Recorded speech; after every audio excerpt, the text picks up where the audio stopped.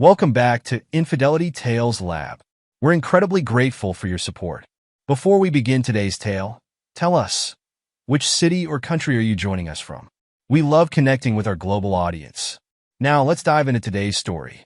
Chapter 1, Fractures. Marcus Reed adjusted his tie as he walked through Romano's ornate entrance. The maitre d' recognized him immediately, offering a practiced smile. "Mr. Reed, your party is already seated. Please follow me." The restaurant buzzed with the quiet murmur of Friday night conversations, crystal glasses clinking and subtle classical music playing in the background. Marcus checked his watch, 7:05 p.m. He was 5 minutes late, something Jennifer would undoubtedly point out. As they approached the table, he could hear his wife's voice carrying over the ambient noise. She sat at the center of attention, as always, her black dress complementing her perfectly styled blonde hair. Dr. Adrian Blake sat beside her, leaning in closer than necessary as she spoke. "Marcus," Jennifer's voice carried a hint of ice as she noticed him. "How kind of you to finally join us on our anniversary." The table held their usual social circle: Tom and Sarah Wilson, the neighbors who had moved in 3 years ago, Dr. Blake and his friend Dr. Patricia Morton, and Jennifer's hospital colleagues, Michael and Lisa Chin. They all turned to look at Marcus, their expressions a mixture of amusement and discomfort. "Traffic," Marcus said simply, taking a seat. He noticed his wife had already ordered wine for the table, expensive Bordeaux that she knew he didn't particularly enjoy. "Traffic," Jennifer repeated, her laugh tinkling like broken glass. "Always an excuse. You know, Adrian was telling us about his recent trip to Paris. The medical conference there was fascinating, wasn't it?" Adrian straightened his perfectly pressed suit jacket. "Indeed. The advances in neurosurgical techniques are remarkable. The French are particularly innovative in their approach to—" "I'm sure Marcus wouldn't understand any of that," Jennifer interrupted, waving her hand dismissively. "He's more comfortable with concrete and steel than medical terminology." The table shifted uncomfortably, except for Tom Wilson, who let out his characteristic barking laugh. "Hey, nothing wrong with honest work, right, Marcus?" Marcus reached for the wine glass in front of him, taking a measured sip. The sommelier approached, ready to take their orders. Jennifer jumped in before anyone else could speak. "We'll all have the chef's tasting menu," she announced. "Marcus, you don't mind, do you? It's only $500 per person." The table murmured in appreciation, but Marcus noticed Dr. Morton's slight frown. She had worked with him on several hospital construction projects and knew his actual capabilities. "That's fine," Marcus replied, his voice level. He watched as Adrian's hand briefly touched Jennifer's arm, a gesture that might seem innocent to others, but Marcus had spent the last 3 months cataloging such moments. The first course arrived, an artfully plated arrangement of scallops. Jennifer launched into another story about hospital life, her wine glass never seeming to empty. "You should have seen this homeless man who came in today," she said, giggling. "He tried to tell me he used to be a business executive. Can you imagine? At least his stories were entertaining, unlike some people who just work and brood all day." Her eyes fixed pointedly on Marcus. The table had grown quieter, the atmosphere tense despite the flowing wine. "Jennifer," Dr. Morton started, "perhaps we should—" No, it's true." Jennifer's voice had grown louder. "Even homeless people have more worth than you, Marcus. At least they have interesting stories to tell. What do you have? Blueprints and dirt under your fingernails?" Tom Wilson's laugh cut through the silence that followed, Sarah's higher-pitched giggle joining in nervously. Adrian Blake maintained his composed smile, but his eyes showed calculation as he watched Marcus's reaction. Marcus placed his napkin carefully on the table and stood up. Without a word, he reached into his wallet and pulled out several $100 bills, dropping them beside his barely touched plate. "Marcus, don't be so dramatic," Jennifer called after him as he walked away. "This is exactly what I mean. No social graces at all." The laughter followed him out into the night, but Marcus didn't hurry his steps. He had known this moment was coming. 3 months of watching Jennifer's late-night texts, observing her lingering touches with Adrian at hospital functions, noting the increasing disdain in her voice. It had all led to this. Marcus got into his truck, Not the luxury vehicle Jennifer had begged him to buy, but the well-maintained Ford he used for site visits. He pulled out his phone and opened a video file sent by his private investigator earlier that day. Jennifer and Adrian entering a hotel at lunch, emerging 2 hours later. He closed the file and made a call. "Diana? It's Marcus Reed. I'd like to meet tomorrow, if possible. I have a proposition for you." The next morning, his phone buzzed with Jennifer's text, staying at Sarah's. "Need time to think." Marcus checked Sarah Wilson's Facebook page, where she had posted pictures of her family at Disney World just hours ago. He saved screenshots of both the text and the social media posts, adding them to his growing collection of evidence. In his home office, Marcus opened his laptop and began typing. The first email went to his lawyer, requesting a meeting. The second went to Mike Dawson, an old friend who had become a successful real estate developer. The third was to his bank, initiating the process of securing his assets. He heard the front door open and close, Jennifer collecting some of her things, no doubt. Marcus didn't leave his office. He could hear her heels clicking on the floor, moving from room to room. Finally, the steps approached his office door. "I'm taking some clothes," Jennifer announced without opening the door. "I need space to figure things out." "Of course," Marcus replied, his voice neutral. "Take what you need." A pause, then, "That's it? No questions? No fighting? Would you like there to be?" Another pause. "This is exactly what I mean. No passion, no emotion. Just nothing." The heels clicked away, and shortly after, the front door closed again. Marcus turned back to his laptop, opening a new document. At the top, he typed, Phase 1, Documentation. Below that, he began listing names, dates, and connections, starting with Dr. Adrian Blake. The printer hummed as it produced copies of bank statements, text messages, and surveillance photos. Marcus organized them in a folder, alongside Diana Reynolds' business card. As he worked, he could hear Jennifer's mocking voice in his mind. "Even homeless people have more worth than you." He opened a browser and searched for Memorial Hospital expansion plans. The results included several articles about proposed development in the surrounding areas. Marcus noted the locations mentioned, then opened another document to begin mapping property ownership in those zones. His phone buzzed again, Mike Dawson responding to his email. "Meet for lunch? Lots to discuss about those properties you mentioned." Marcus typed a quick affirmative response, then leaned back in his chair. The morning sun illuminated the room, highlighting the space where Jennifer's photos used to hang on the wall. She had been removing them gradually over the past few months, replacing them with abstract art that Adrian had recommended. He reached for his phone one more time, scrolling through his contacts until he found the number for Memorial Hospital's charitable giving office. It was time to begin the next phase of his plan.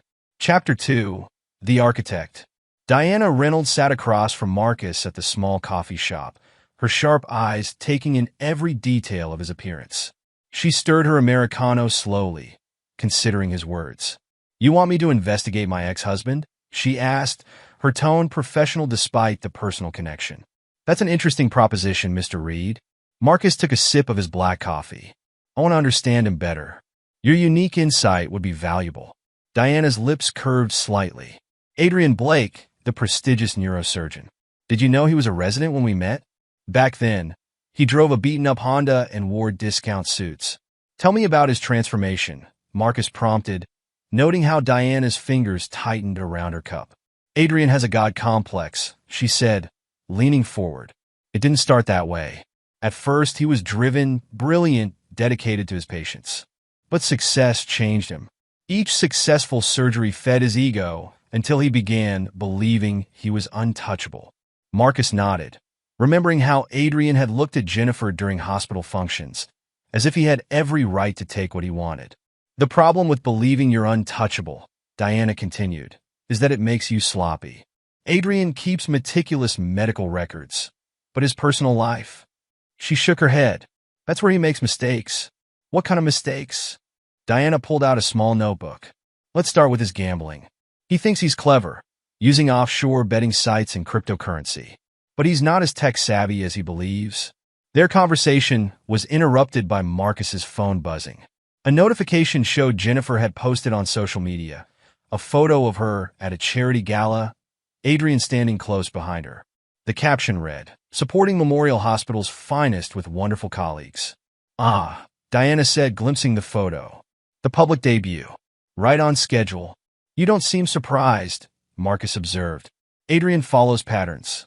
He did the same with me, then with his second wife. The affair starts secretly. Then he encourages the woman to be bold, to flaunt it. It feeds his ego to take another man's wife openly. Marcus saved the photo to his evidence folder. Tell me about the hospital politics. Diana's expression sharpened. That's where it gets interesting. Adrian's position as chief of neurosurgery gives him access to confidential information about hospital expansion plans. He's been using that information for private land deals. Illegal? Not technically, but definitely unethical, especially if the hospital board found out. She paused, studying Marcus's reaction. You already knew about this, didn't you? Marcus smiled slightly. I may have heard rumors. My friend Mike Dawson and I have been looking into property investments around the hospital. Clever, Diana approved. But there's more to Adrian's story. The gambling debts are significant, and he's been making some questionable medical decisions to increase his income. Harming patients? No, he's too smart for that.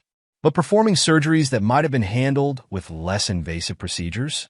Recommending expensive treatments when simpler options exist? The pattern is there if you know where to look. Marcus made a note in his phone. I'd like to hire you officially, Ms. Reynolds. Your firm specializes in medical malpractice cases, correct? Indeed. Though I assume you're more interested in our investigative capabilities than litigation.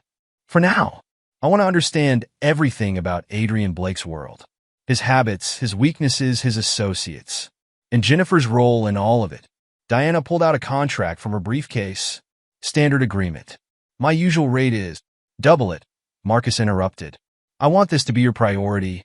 As Diana prepared the paperwork, Marcus's phone buzzed again.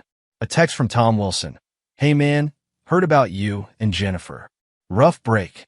If you need to talk. Marcus remembered Tom's distinctive laugh at Romano's. How he had joined in Jennifer's mockery without hesitation. He saved the text without responding. Your wife, Diana said, following his gaze to the phone. She's been spreading her version of events at the hospital. Oh yes, I'm the brutish, neglectful husband who couldn't keep up with her intellectual needs. The successful but simple construction worker who held her back from greater things. Diana's laugh was sharp. If they only knew. I did my homework before this meeting, Mr. Reed. MIT graduate in architectural engineering, patents on several innovative construction techniques. Self-made millionaire by 30. You're hardly simple. Jennifer never cared about those details. She preferred the narrative of marrying beneath her and suffering through it nobly. And now she's taken half our liquid assets and moved into a luxury apartment. Adrian has been introducing her to his social circle, taking her to medical conferences, molding her into his ideal partner. Diana signed the contract and slid it across the table. You know this won't end well for them. Adrian will grow bored once the chase is over. He always does. I'm counting on it, Marcus said, adding his signature to the document. But by then, everything will be in place. You're playing a long game, Diana observed. Most clients want immediate revenge. Marcus stood, gathering his documents. Revenge is temporary. I'm interested in something more permanent. One more thing, Diana called as he turned to leave. Adrian has some interesting connections in the gambling world. People who aren't as sophisticated as he pretends to be. Would you like me to look into that as well? Marcus nodded. Everything. Leave no stone unturned. As he walked to his truck, Marcus's phone buzzed with notifications. Jennifer had tagged him in a social media post. Photos from their marriage with a long, sympathetic message about growing apart and finding oneself. The comments were filling with supportive messages from their social circle. Marcus forwarded the post to Diana, then called Mike Dawson.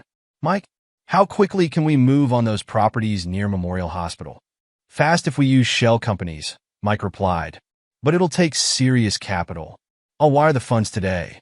And Mike, make sure our homeless outreach program is running smoothly. I want to expand it significantly over the next few months. Marcus ended the call and drove to his office.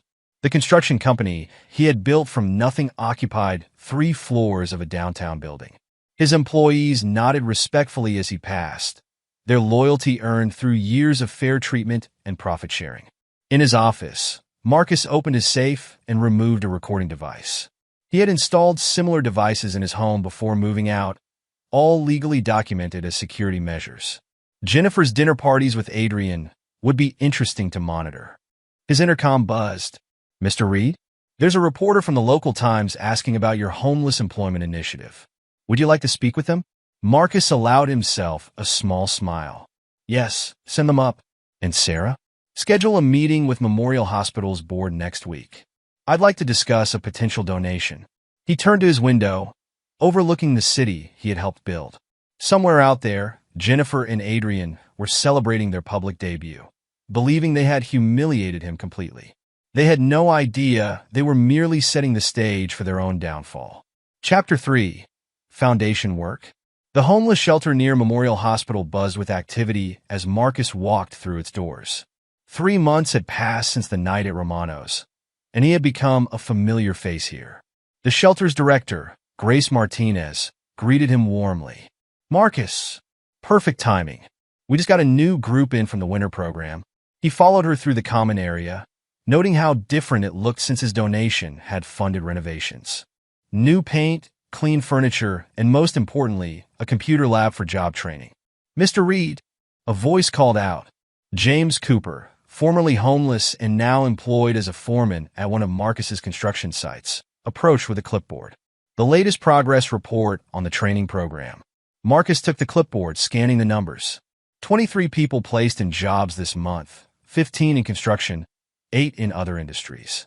All part of his expanding network of eyes and ears around the hospital. "Good work, James. How's the special project coming along?" James lowered his voice. 3 of our guys work in hospital maintenance now. They've noticed Dr. Blake's patterns, just like you asked. Always arrives at 7:15 a.m., takes lunch at 1:30 p.m., usually with Mrs. Reed. They often leave together in his car, return separately about 2 hours later. Marcus nodded, adding the information to his mental database. Diana's investigation had already confirmed the affair's regularity, but multiple sources of evidence were crucial. "There's more," James continued. "One of our people overheard Dr. Blake arguing on the phone in the parking garage. Something about payments and deadlines. Sounded serious. Interesting. Keep monitoring but maintain distance." No direct interaction. Marcus moved through the shelter, greeting people by name, listening to their stories. Each conversation was an investment in his growing network. These people, whom Jennifer had mockingly compared him to, were becoming his most valuable allies. His phone vibrated, a text from Diana, "Meeting in 20 minutes? New information about AB's gambling activities." He found her in their usual coffee shop, a thick folder on the table between them. "Adrian's getting desperate," Diana reported, spreading out documents. "He's borrowed money from some particularly unsavory characters. One group has connections to a casino in Atlantic City." Marcus studied the papers. "Can these debts be purchased?" "Already done," Diana smiled. "Through various intermediaries, I've acquired control of his most pressing debts. He doesn't know it yet, but you're now his primary creditor." Marcus absorbed this information, considering the implications. "And the hospital records?" Diana pulled out another set of documents. "Your suspicions were correct. Adrian's been performing surgeries that could have been handled with less invasive procedures. Nothing directly harmful, but definitely questionable from an ethical standpoint. Evidence? Statistical analysis shows his surgical intervention rate is 40% higher than his peers for similar cases. He's also billing for maximum complexity on procedures that other surgeons classify as routine." Marcus added the papers to his growing file. "And Jennifer? She's been covering his tracks, adjusting nursing notes to support his decisions. Nothing overtly illegal, but it shows a pattern of complicity." Their conversation was interrupted by Marcus's phone, another social media notification. Jennifer had posted photos from a dinner party at her new apartment. The same friends who had laughed at Marcus that night at Romano's were there, raising glasses in theatrical poses. "They're getting bolder," Diana observed. "Good," Marcus replied, saving screenshots. "The more public they are, the better." He left the coffee shop and drove to his home, now emptier since Jennifer had moved out. The hidden cameras he'd installed captured her periodic visits to collect more belongings, often accompanied by Adrian. Their conversations, filled with mockery about Marcus's simple nature, were all carefully recorded and archived. In his office, Marcus checked his email. Several messages from shelter residents now working at the hospital provided updates on Jennifer and Adrian's movements. One caught his attention, a detailed account of Adrian taking a heated phone call in the stairwell, arguing about payment terms. The surveillance cameras in the house had captured Jennifer's latest visit yesterday. Marcus played back the footage. "I can't believe I wasted years with him." Jennifer's voice dripped with disdain as she packed clothes into expensive suitcases. Adrian stood in the doorway, looking smugly around the bedroom. "Darling, you've upgraded in every way," Adrian replied. Although I must admit, his financial planning was adequate. "The settlement should be quite comfortable." Jennifer laughed, that same mocking sound from Romano's. He always was good with numbers. It's the only thing he had going for him. No sophistication, no social graces. Marcus stopped the playback and added the file to his evidence collection. He opened his laptop and checked the property acquisitions around Memorial Hospital, all proceeding through carefully structured shell companies, untraceable to him or Mike. A text arrived from Grace at the shelter. 3 more success stories ready for interviews. Local media very interested in the program. Marcus smiled slightly. Everything was proceeding according to plan. Jennifer's cruel comparison to homeless people was becoming the foundation of her own undoing. His phone rang, Mike Dawson calling with an update. "Marcus, you won't believe what I just heard," Mike said without preamble. Adrian's been approaching investors about private land deals around the hospital, using his inside knowledge of the expansion plans. "Let him," Marcus replied. "In fact, make sure some of our shell companies seem interested. The more commitments he makes, the better." "You're sure about this? It's a lot of money in play." "I'm sure." "How's the community outreach program coming along?" "Better than expected. Those guys from the shelter are really stepping up. 2 of them are ready for management training." Marcus ended the call and reviewed his timeline. Phase 1 was nearly complete. Documentation gathered, networks established, pieces positioned. Jennifer and Adrian were riding high on their perceived victory, unaware of the foundation crumbling beneath them. His phone buzzed with another text from Diana. "AB just made large bet through offshore site. Getting reckless. Want details?" "Everything," Marcus replied. "Keep tracking." He stood at his window, watching the city lights come on as evening fell.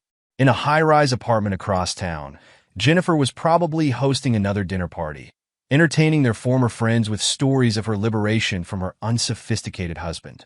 Let them laugh. Let them mock. Every joke, every snide comment, every public display of disdain was another brick in the wall that would eventually surround them. Marcus's phone buzzed one final time for the evening, a message from Tom Wilson. "Hey man, here's the video from Jennifer's dinner party last night. Thought you should see what they're saying about you." "Not cool." Marcus watched the video, recognizing the familiar faces around Jennifer's new dining table. The same people who had laughed at Romano's were there, wine glasses in hand, listening to Jennifer and Adrian mock his working-class background, his lack of medical knowledge, his simple ways. He saved the video to his evidence folder and sent a brief thanks to Tom. Another piece of the puzzle, freely offered by someone too shallow to realize they were helping to seal their own fate. Marcus closed his laptop and secured his files. Phase 1 was complete. The foundation had been laid, the structure designed, and the materials gathered. Soon, it would be time to begin construction. But for now, he would wait. After all, he had learned patience from years of building complex projects. Rome wasn't built in a day, and neither would his revenge be. In the quiet of his office, Marcus allowed himself a moment of reflection. Jennifer's words from that night at Romano's echoed in his mind. "Even homeless people have more worth than you." If she only knew how prophetic those words would prove to be. Chapter 4. Breaking Ground. The Memorial Hospital board room buzzed with whispers as Marcus Reed stepped up to the podium. Board members leaned forward in their leather chairs, their attention fixed on the construction mogul they'd previously overlooked at social functions. "Ladies and gentlemen," Marcus began, his voice steady and measured. I stand before you today with a proposition. Memorial Hospital has served this community for decades. Now, it's time to expand that service.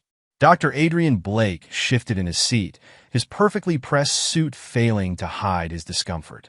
Jennifer sat 3 rows behind him, her manicured nails drumming against her handbag. I am pledging $5 million, Marcus continued, for a new neurology wing. The whispers grew louder. Adrian's face remained carefully neutral, but his hand tightened on his pen. However, Marcus held up a finger. I have one condition. The donor committee overseeing this project must include community representatives. People who understand the real needs of our city's most vulnerable populations. Board Chairman Douglas Matthews cleared his throat. Mr. Reed, while we appreciate your generous offer, the committee traditionally consists of medical professionals and— Times change, Dr. Matthews. Marcus interrupted smoothly. I'd like to introduce you to some of my nominees. The door opened and 5 people entered. James Cooper led the group, impeccably dressed in a charcoal suit that cost more than Adrian's. Behind him came Maria Rodriguez, Sarah Chun, David Williams, and Robert Turner, all former homeless individuals who now ran successful businesses through Marcus's program. Jennifer's face paled as she recognized Robert, the same man she had mockingly compared to Marcus at Romano's months ago. Now he stood before the board as the owner of a thriving construction supply company. These individuals, Marcus gestured to his nominees, have firsthand experience with healthcare accessibility challenges. Their insight would be invaluable to the project. James stepped forward, his confidence evident in his stance.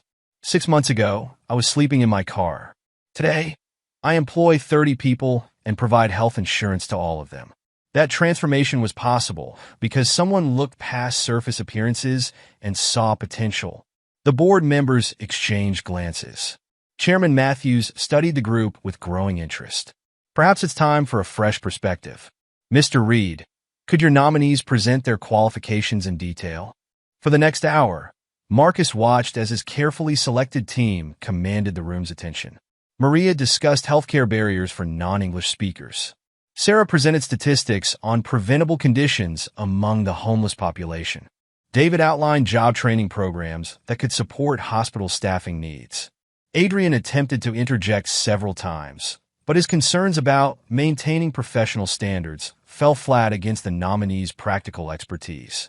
After the meeting, Marcus stood in the hallway as reporters gathered.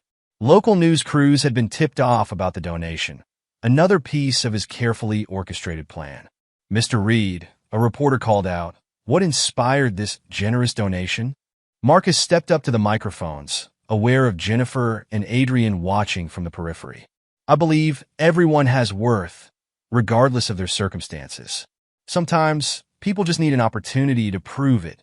The cameras flashed as James and the other nominees joined him. The story wrote itself. Successful businessman giving back, helping others rise from poverty, believing in second chances. Each headline would be a subtle reminder of Jennifer's cruel mockery. Later that evening, Diana Reynolds met Marcus at their usual coffee shop. The news coverage is excellent, she reported, sliding a tablet across the table. But that's not all. Adrian's been making some interesting moves. Marcus scanned the documents on the screen. Bank transfers, loan applications, desperate attempts to maintain appearances as his gambling debts mounted. He's borrowed from the Castellano family, Diana continued, lowering her voice. Not the kind of people you want to owe money to. Have they been receptive to our offers? Diana nodded. Very. By this time next week, you'll own all of Adrian's markers. He just doesn't know it yet. Marcus's phone buzzed with a text from Mike Dawson. Hospital expansion plans proceeding exactly as predicted. Our properties are perfectly positioned. Another message followed, this one from James.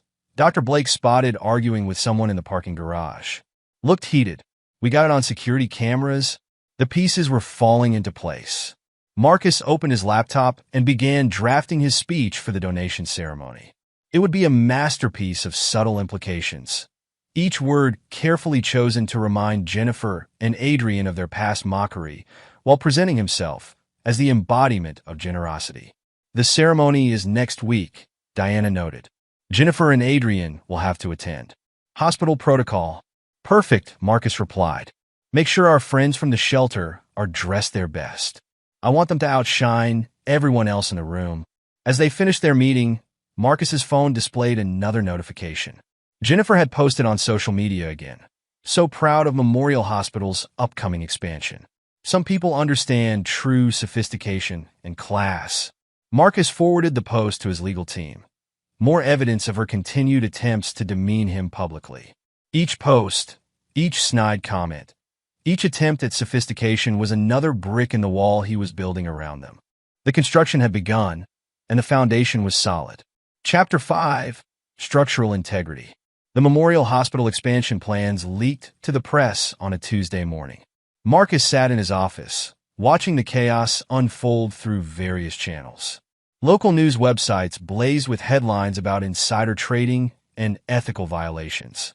Social media erupted with speculation about who had profited from advanced knowledge of the development zones. Dr. Blake, the Channel 7 reporter's voice played from Marcus's computer. Do you have any comment on allegations that you used insider information for private land investments? The footage showed Adrian attempting to maintain his composure as he pushed through a crowd of reporters. His perfectly pressed suit looked rumpled, his polished facade showing cracks. Mike Dawson called just as Marcus finished watching the clip. You should see the land values now. Our properties have tripled in price, while Adrian's investments are worthless. He bought in all the wrong locations.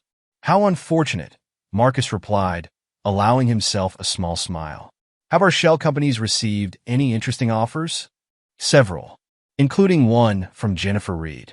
Seems she's trying to help Adrian recover his losses. Marcus opened his email to find a message from Jennifer herself. The timestamp showed 3 a.m., late night desperation seeping through her usually careful image. Marcus, I know we've had our differences, but I need to talk to you. It's important. Please. He let the message sit unanswered as he reviewed updates from his network. James reported that Adrian had been seen taking long walks through the hospital parking garage, having intense phone conversations. The homeless-turned-employees in maintenance confirmed the doctor's increasing agitation. At precisely 2:15 p.m., Jennifer appeared at his office. Her outfit couldn't hide her anxiety as she paced before his desk. Marcus, I've been doing a lot of thinking, she began, her practice speech already sounding hollow. I may have been hasty in my decisions. The things I said, I was unfair to you. Marcus gestured to a chair, his face neutral. What brought about this revelation? I've gained perspective, realized what really matters. She twisted her hands in her lap. Maybe we could try again? Start fresh. Interesting timing, Marcus noted, pulling up some documents on his computer. Would this have anything to do with Adrian's current situation? Jennifer's facade cracked slightly. That's not. Yes, Adrian has had some setbacks, but this is about us. About us, Marcus repeated. Like that night at Romano's? When you compared me to homeless people? I was drunk, Marcus. I didn't mean, but you did mean it. Just like you meant it at all those dinner parties you've been hosting. The ones where you mock my background, my work, my supposed lack of sophistication. Color drained from Jennifer's face. How did you know about those? The same way I know about Adrian's gambling debts. The same way I know about your attempts to help him with land deals. Marcus leaned forward. I may be just a simple construction worker, but I pay attention. Marcus, please. If you could just help with the property investments. Adrian is in trouble with some dangerous people. Is he? How unfortunate. Marcus checked his watch. I have a dinner reservation at Romano's tonight. Would you like to join me? Jennifer blinked, thrown by the sudden change in topic. Romano's? But I've invited some special guests. People you might remember comparing me to. Understanding dawned in Jennifer's eyes. The homeless people. They work for you now. Not for me. With me. They own their own businesses, make their own decisions. Marcus stood. Dinner is at 8. Your old table is reserved. That evening, Romano's hummed with energy as Marcus's guests arrived. James Cooper in his Italian suit, Maria Rodriguez in elegant wear, each of his successful program graduates dressed to perfection. The same waitstaff who had served Jennifer's mocking dinner months ago now fawned over the new arrivals. Jennifer sat stiffly in her chair, watching as these people she had once dismissed discussed business strategies, investment portfolios, and philanthropic initiatives. Their sophistication and intelligence stood in stark contrast to her previous cruel judgments. Marcus. Tom Wilson approached their table, his usual barking laugh notably absent. "Impressive group you've assembled here." "Indeed," Marcus replied. "Would you like to hear some of their stories? They're quite interesting." Jennifer's attempt to mock him again died on her lips as she realized what he had done. Her words from that fateful night had become her undoing. The evening ended with Marcus's guests sharing their success stories, each one a pointed reminder of Jennifer's previous disdain. As she left the restaurant, her phone buzzed with a message from Adrian. "Everything's falling apart. Need to talk now." Marcus watched her hurry away, then turned to Diana, who had been observing from a nearby table. "How close are we?" "Very," she replied. "Adrian's creditors are getting impatient. And now that you own his debts." "Perfect. Time for Phase 3. Chapter 6. Load-Bearing Walls." The pressure began mounting on multiple fronts. Adrian's gambling debts, now owned by Marcus through various shell companies, came due with crushing precision. Each demand for payment pushed the doctor closer to the edge, his perfect facade cracking under the strain. In the hospital boardroom, Marcus's reformed homeless friends, now respected business owners, raised concerns about Adrian's medical practices. The discussion was professional, measured, and devastating. Dr. Blake's surgical intervention rate is significantly higher than the department average. James Cooper presented the statistics with calm authority. "Our analysis suggests a pattern of choosing more expensive procedures when less invasive options were available." The board members listened intently as Maria Rodriguez added details about patient complaints and questionable billing practices. Adrian sat rigid in his chair, his usual confident smile replaced by barely controlled panic. Jennifer watched from her position among the hospital staff, her own reputation beginning to unravel. Nurses had started requesting transfers from her supervision, uncomfortable with her documented history of cruel behavior. Mrs. Reed, a patient, had said just that morning, "I've heard some disturbing things about your comments regarding less fortunate people. I'd prefer a different nurse." The recordings of her mockery at dinner parties had somehow reached hospital staff. Each day brought new whispers, sidelong glances, and canceled lunch invitations. Adrian's stress began affecting his work. In surgery, his usually steady hands trembled slightly. During consultations, his recommendations became erratic, desperate attempts to maximize billing rather than prioritize patient care. "Dr. Blake," Chairman Matthews called him in one afternoon, "we've noticed some concerning patterns in your recent cases." The meeting lasted 3 hours. Adrian emerged looking shaken, his perfectly pressed suit wrinkled from nervous fidgeting. Jennifer found him in the parking garage, pacing between luxury cars he could no longer afford. "Adrian, what's happening?" "The board. It's all falling apart," he snapped, running hands through his immaculate hair. "The debts, the investments, now this investigation. Someone's orchestrating it all." "What do you mean?" "Think about it. The property deal's failing, the creditors suddenly demanding payment. These homeless people we laughed at now, sitting on the hospital board." He grabbed her shoulders. "Don't you see? It's him. It's all him." Jennifer stepped back, remembering Marcus's calm demeanor at Romano's, watching his transformed homeless friends demonstrate their success. "No, he's not that sophisticated. He couldn't." "Wake up, Jennifer. Your simple husband is destroying us piece by piece. And you." Adrian's voice turned ugly. "You had to push him that night, didn't you? Had to show off how clever you were, mocking him in front of everyone." Their argument echoed through the parking garage, witnessed by maintenance workers who would later report every detail to Marcus. The pressure continued mounting. Adrian began missing payments on his luxury car, his country club membership, his vacation property. Each missed payment triggered penalties that seemed designed to maximize his financial distress. Jennifer discovered her own assets were depleted. The money she'd taken in the separation spent on failed attempts to help Adrian recover his losses. Her sophisticated friends began declining her invitations, sensing the approaching storm. The breaking point came during a charity gala at the hospital. Adrian, desperate to maintain appearances, attempted to bid on auction items he couldn't afford. Jennifer watched in horror as he committed to donations far beyond his means. "Adrian, stop," she hissed, grabbing his arm. "We can't afford this." "Image is everything," he replied, his composure slipping. "We have to show them we're still in control." Across the room, Marcus chatted with hospital board members, his successful protégés moving confidently through the crowd. The contrast between their genuine success and Adrian's crumbling facade was stark. Later that night, Jennifer overheard nurses discussing her situation. Can you believe she mocked homeless people?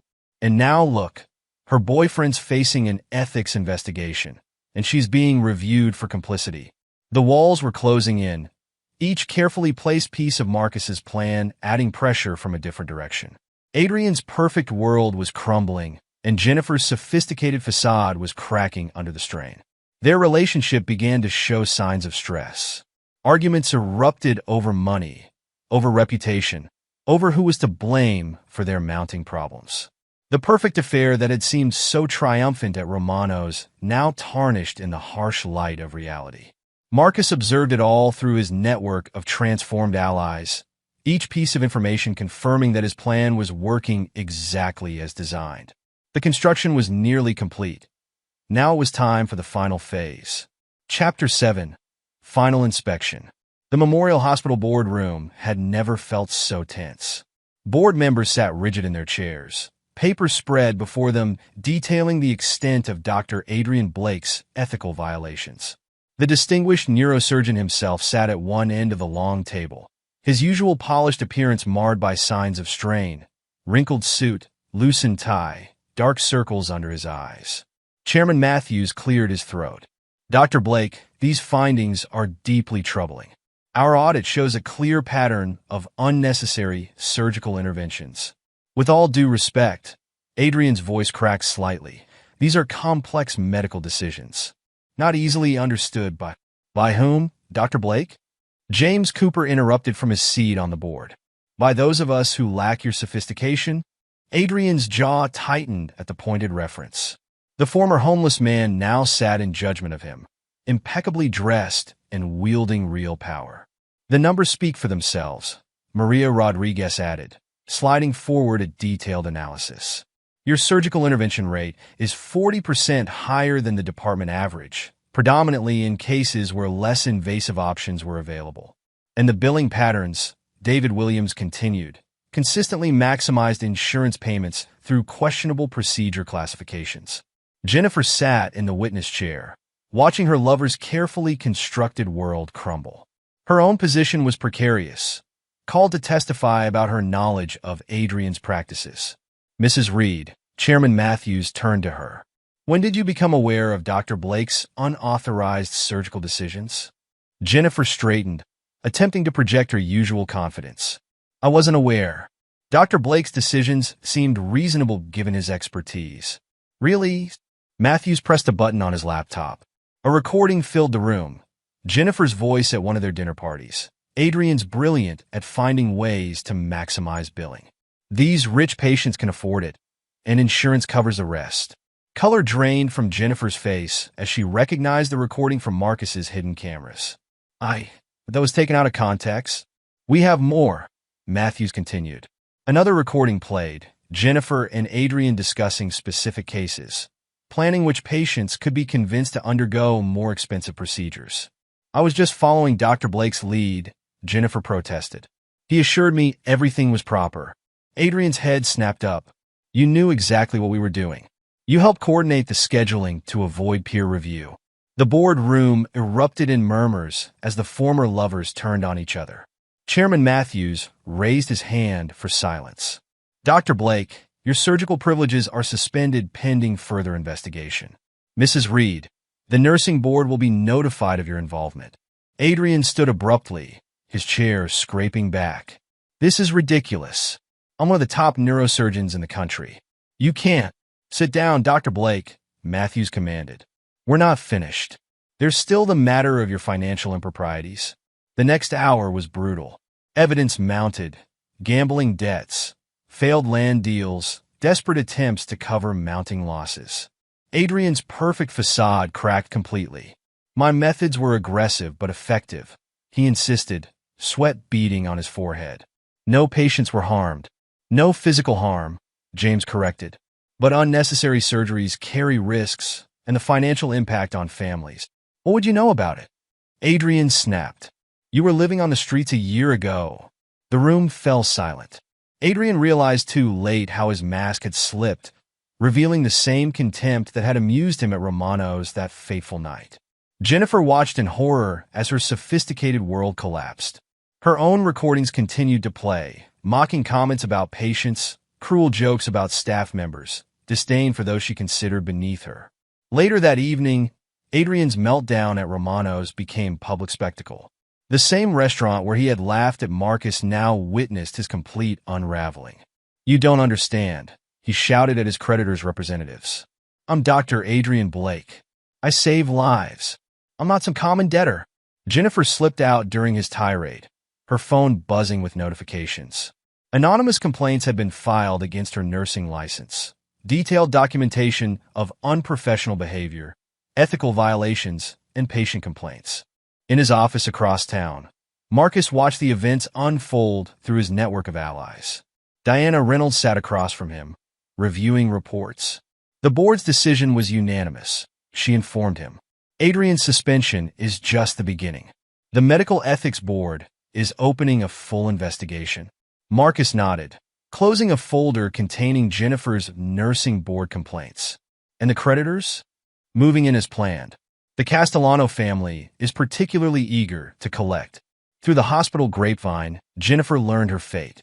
Patients were requesting transfers, uncomfortable with her documented history of mockery and disdain. Her sophisticated friends stopped returning calls, sensing the approaching storm. The price of cruelty was coming due, and payment would be extracted in full. Chapter 8. Certificate of Occupancy. Marcus's new hospital program launched with extensive media coverage. Local news cameras captured reformed homeless individuals entering job training programs, receiving medical care, and rebuilding their lives. This initiative, Marcus explained to reporters, proves that worth isn't determined by current circumstances, but by character and potential. The same social circle that had laughed at his simple nature now watched as he was celebrated in the press. Tom Wilson approached him at a charity event, his usual barking laugh replaced by nervous deference. Marcus, about that night at Romano's, I feel terrible about. No need to explain, Tom. Marcus cut him off smoothly. Actions speak louder than words. Adrian's situation deteriorated rapidly. His assets were seized one by one, the luxury car, the country club membership, the vacation properties. Each loss stripped away another layer of his sophisticated facade. The final blow came in the form of an email, sent in desperation to Jennifer. This is all your fault. You need to show off, to mock him publicly. You pushed too far. I'm leaving the country. Don't try to contact me. The email somehow reached the entire hospital staff within hours. Jennifer's humiliation was complete as colleagues read Adrian's bitter accusations. In her apartment, Jennifer sorted through clothes and accessories, preparing for a sale. Legal fees had drained her resources, and her nursing license suspension left few options. A knock at her door revealed a process server. Mrs. Reed? Notice of civil action regarding patient billing fraud. The papers detailed her complicity in Adrian's schemes, supported by her own recorded statements. Her sophisticated world had crumbled to dust. Meanwhile, Marcus's program expanded. The homeless shelter where he had started his network was transformed into a comprehensive support center. Job training, medical care, and housing assistance operated seamlessly under the guidance of his reformed allies. Adrian's flight from justice made headlines. Disgraced surgeon flees country. His last known transaction was a hastily purchased plane ticket to Mexico. Jennifer watched the news from her new apartment, a small unit in the same neighborhood she had once mocked Marcus for coming from. The irony wasn't lost on her as she prepared for her first shift as a waitress. The hospital board meeting that followed Adrian's flight focused on the future. Marcus's donation had created lasting change, his vision of community involvement reshaping hospital policies. Mr. Reed, Chairman Matthews addressed him. Your investment in people others overlooked has transformed this institution. James Cooper, now head of the Community Advisory Board, presented the latest statistics. Employment rates up 60%, medical care accessibility improved, community trust restored. Each success was another brick in the foundation of Marcus's triumph, built from the very mockery Jennifer had intended to destroy him with. Chapter 9. The Penthouse View. 1 year after the fateful dinner at Romano's, Marcus stood at the podium in Memorial Hospital's new neurology wing. The opening gala drew the city's elite, eager to associate with the philanthropist who had transformed healthcare accessibility. Through the diner window across the street, Jennifer watched while arranging coffee cups. Her waitress uniform was a far cry from her former wardrobe. "More coffee, table 6, her manager called out. As Jennifer moved between tables, she overheard hospital staff discussing the latest news. "Did you hear? They found Dr. Blake in Mexico, working at some small clinic under a false name." "Really? What happened?" "Anonymous tip to authorities. He's being extradited to face charges." Jennifer's hand trembled slightly as she poured coffee. Another conversation caught her attention. Marcus Reed's engagement to Diana Reynolds. Now that's a power couple. She's brilliant. That investigation she led into medical malpractice changed everything, and to think some people used to mock him as just a construction worker. The diner's front window provided a clear view as Marcus's Tesla pulled up to the hospital. He emerged looking impeccable in a tailored suit, helping an elderly homeless veteran from the passenger seat.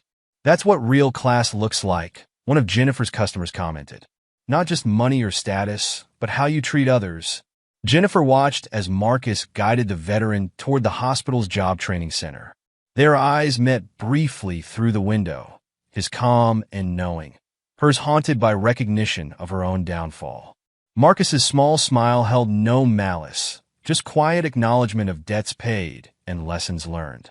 Then he turned away, focused on helping another person rebuild their life.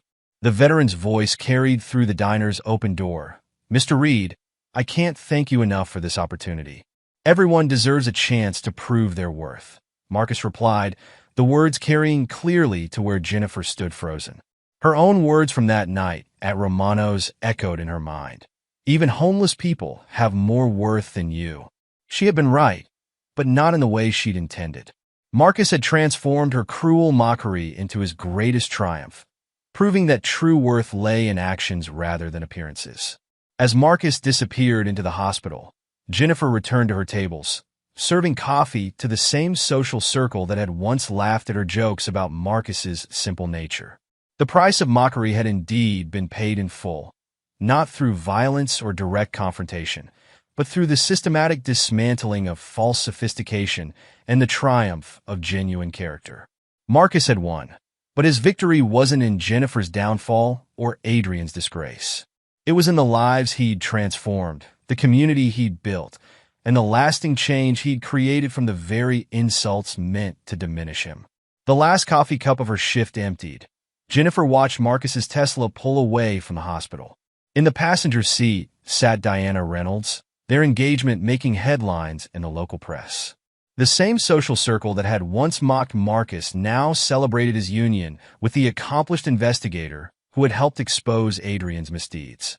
Jennifer picked up her tips, coins, and small bills left by former friends who now looked through her rather than at her.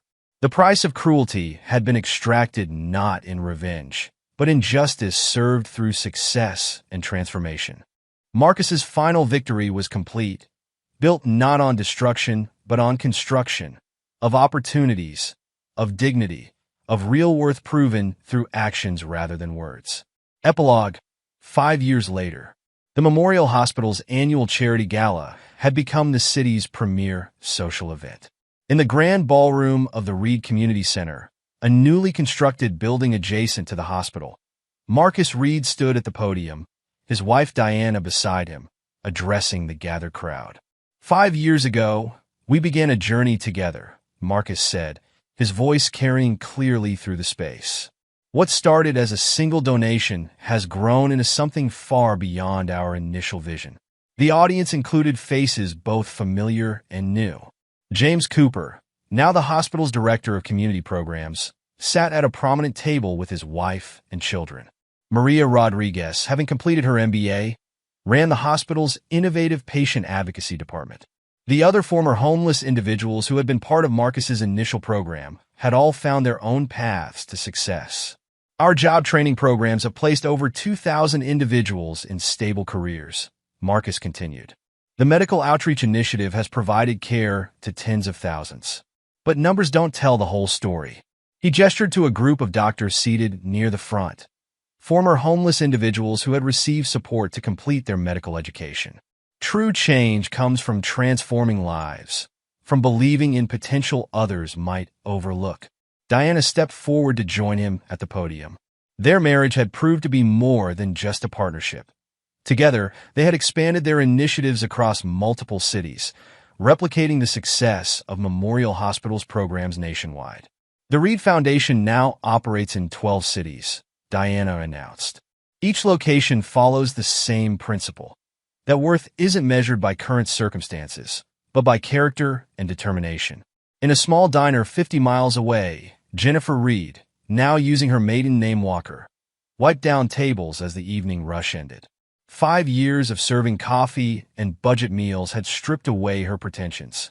Her once manicured hands were chapped from cleaning solution, her expensive highlights grown out to reveal natural gray. The diner's ancient television played local news coverage of the gala. Jennifer paused her cleaning to watch as the camera panned across familiar faces, her former friends and colleagues, all now orbiting Marcus's success rather than mocking it.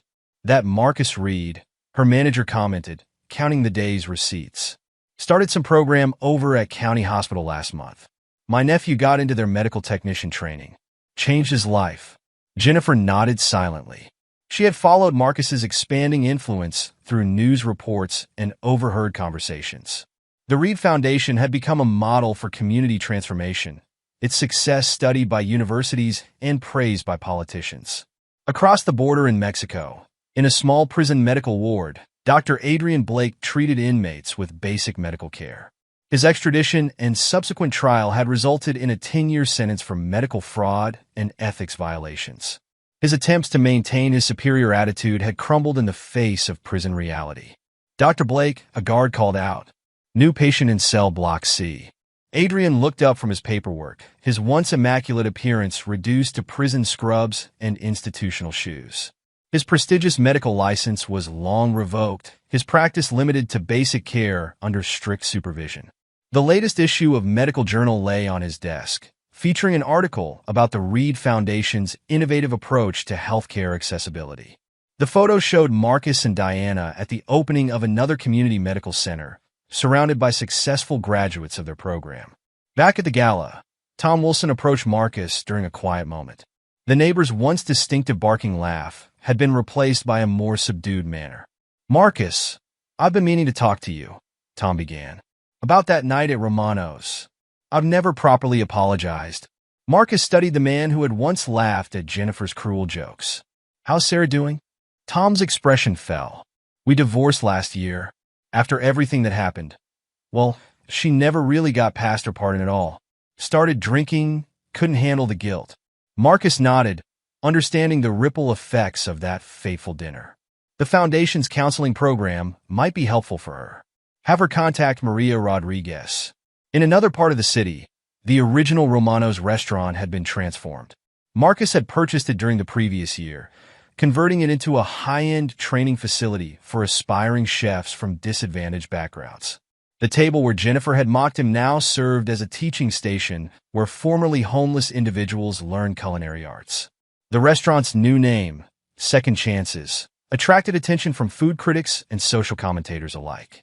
Its graduation rate for formerly homeless trainees was over 90%, with many graduates going on to open their own successful establishments. Diana found Marcus later that evening, after the gala crowds had thinned. Thinking about that night, she asked, knowing how the annual event always brought back memories. "Remembering the beginning," he replied. "How different things might have been if Jennifer hadn't made that comment about homeless people having more worth than me." Diana smiled, understanding the irony. "She gave you the key to her own undoing." "Not just her undoing," Marcus corrected. "The key to helping thousands of people prove their worth." Their conversation was interrupted by Grace Martinez, the original shelter director, who now oversaw the Foundation's National Shelter Improvement Program. Marcus, the new numbers are in. The Seattle program is showing even better results than we projected. The Reed Foundation's model had proved remarkably successful in other cities. Each location followed the same principle, combining medical care, job training, and community integration. The program's graduates often became its strongest advocates, creating a self-reinforcing cycle of success. James Cooper joined them, tablet in hand. "You want to see this?" Adrian's appeal was denied. "He'll serve his full sentence." Marcus absorbed the news without visible reaction.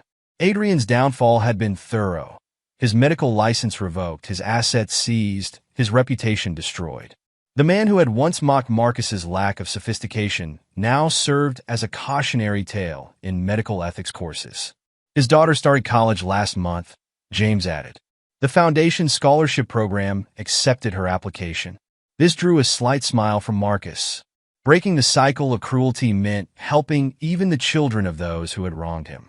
Adrian's daughter had written a powerful essay about learning from her father's mistakes and wanting to practice medicine ethically. In her small apartment above a convenience store, Jennifer watched the late news coverage of the gala. The years had taught her hard lessons about true worth and false sophistication. Her nursing license, permanently revoked, hung on her wall as a reminder of pride's cost. The segment showed Marcus announcing a new initiative, a partnership with major hospitals nationwide to implement the Reed Foundation's community integration model. The camera caught him helping an elderly homeless woman up the stairs, the same genuine care he had shown from the beginning. Jennifer's phone buzzed, a text from her daughter, who was studying nursing at a community college. "Mom, the Reed Foundation is offering scholarships for medical training. Should I apply?" She stared at the message, understanding the complex implications. Her daughter had witnessed her downfall, had grown up watching her mother serve coffee to people who had once been her friends. The lesson hadn't been lost. "Yes," Jennifer typed back, "and tell them your full story. They believe in second chances." At the end of the gala, Marcus and Diana walked through the Reed Community Center's main hall. Photos lined the walls, success stories from their programs, before and after shots showing remarkable transformations. Not just physical changes, but the deeper transformation of people discovering their true worth. "The new center in Chicago opens next month," Diana reminded him. "They're already at capacity for program applications." Marcus nodded, pleased but not surprised. "How many former homeless individuals on the management team?" 60%, Diana answered. "All graduates of our original program here." They passed the building's cornerstone, which bore a simple inscription: "Worth is measured by character, not circumstances." The security desk was staffed by Robert Turner, the same homeless man Jennifer had mockingly compared to Marcus that night at Romano's. Now he managed the center's security team, having put himself through college with the Foundation's support. "Good evening, Mr. Reed, Mrs. Reed," Robert greeted them. "The new training class starts tomorrow. 25 students, all ready for their second chance." Outside, Marcus's Tesla waited in its usual spot. The same model he had driven years ago, maintained rather than replaced. A subtle reminder that true class didn't require constant displays of wealth. Diana checked her phone. "The documentary crew arrives next week. They want to tell the Foundation's story. Make sure they interview the graduates," Marcus replied. "Their stories matter more than mine." As they drove home, they passed the diner where Jennifer worked. She was visible through the window, cleaning tables just as she had done for the past 5 years. Marcus didn't slow down or acknowledge her. That chapter was long closed. The Reed Foundation's success had far surpassed any personal revenge. What started as a response to mockery had grown into a movement, transforming not just individual lives, but entire communities' understanding of worth and potential. In his home office, Marcus reviewed applications for the Foundation's next training class. Each story reflected the same truth he had learned from Jennifer's cruel comparison: that circumstances didn't define worth, and that success meant lifting others rather than pushing them down. The old videos from Romano's remained secured in his files, unwatched for years.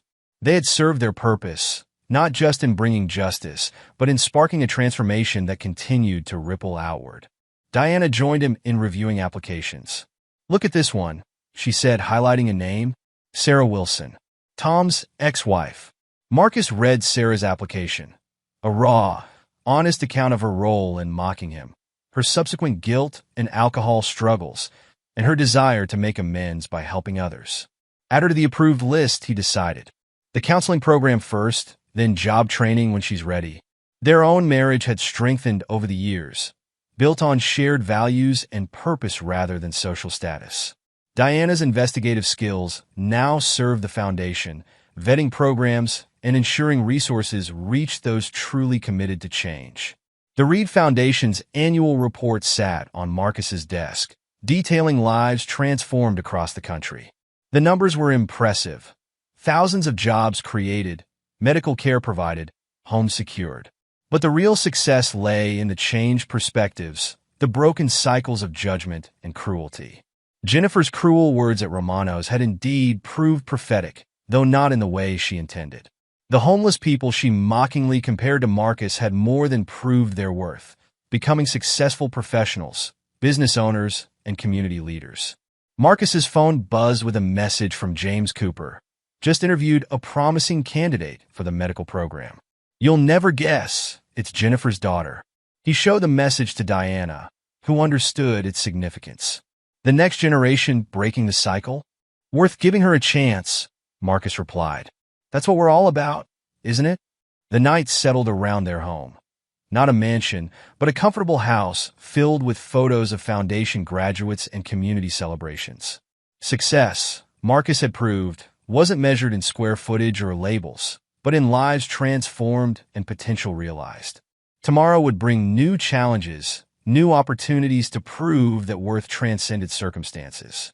The Reed Foundation's work continued, not as revenge for past mockery, but as proof that true sophistication lay in helping others rise. The price of mockery had been paid in full, transformed into a legacy of positive change that would continue long after that fateful dinner at Romano's was forgotten. And there you have it. Another story comes to an end. What did you think? I'd love to hear your thoughts in the comments below. If you enjoy this story, consider joining our community by subscribing. It means the world to us. For more stories like this one, check out the recommended videos on screen, and I'll see you there.